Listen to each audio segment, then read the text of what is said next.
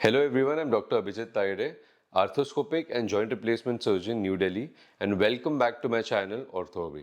आइए जानते हैं ये पार्शियल ACL टेयर होता क्या है और वेदर इसमें आपको सर्जरी की नीड है, बिना सर्जरी के ठीक हो सकता है, रिहैब से ठीक हो सकता है। सबसे बड़ा कंफ्यूजन पेशेंट को यही होता है।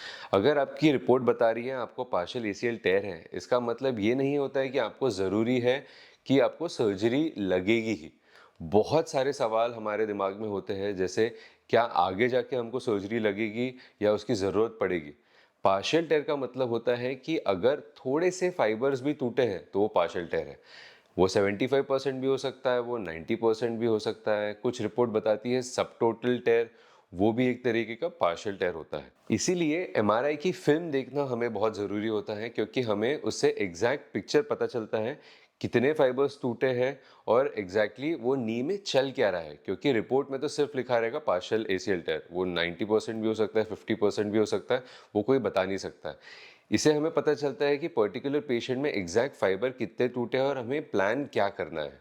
दूसरा, हमें पेशेंट को क्लिनिकली देखना होता है। घुटने में दो तरीके के बंडल होते हैं, एक है एंटीरो मीडियल, एक है पोस्टीरियर लैटरल। ये ACL के ही दो बंडल होते हैं। अब इन दोनों का रोल भी काफ़ी अलग होता है।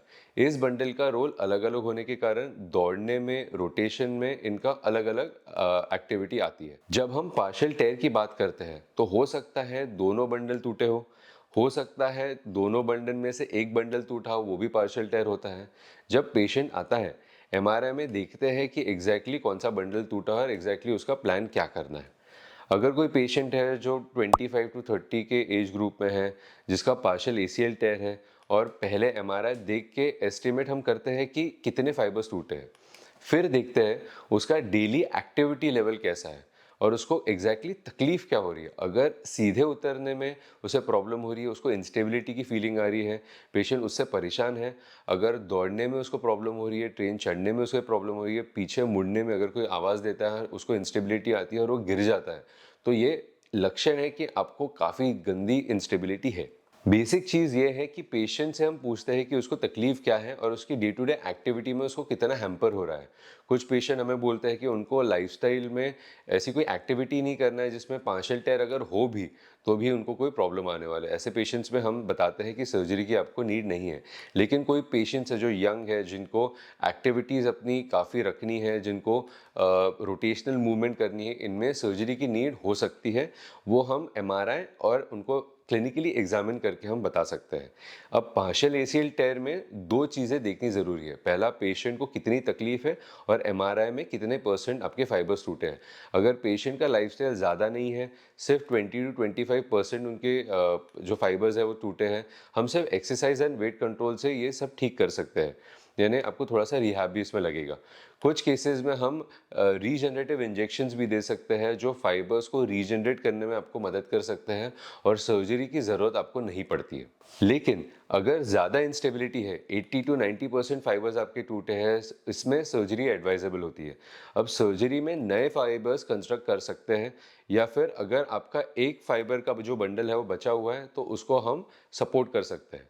अगर आपको पार्शियल ACL टेयर है तो किसी डॉक्टर को कंसल्ट करिए, जो आपको क्लिनिकली चेक करेंगे और एमआरआई में देखेंगे और आपको बताएंगे कि आपको ज़रूरी है या नहीं।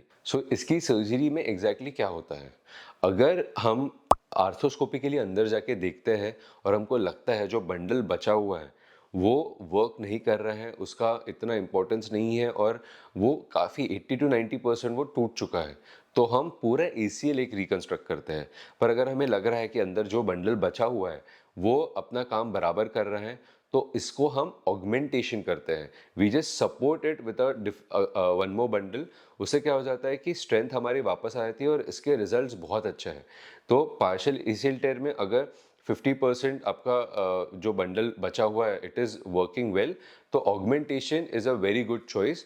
और ये आजकल बहुत एडवांस टेक्निक से होते हैं, तो इसके रिजल्ट्स भी बहुत अच्छे हैं। अगर आपको पार्शियल टेयर है ACL में, या आपकी फैमिली में किसी को पार्शियल टेयर है ACL में, तो ये वीडियो उनके साथ शेयर करिए।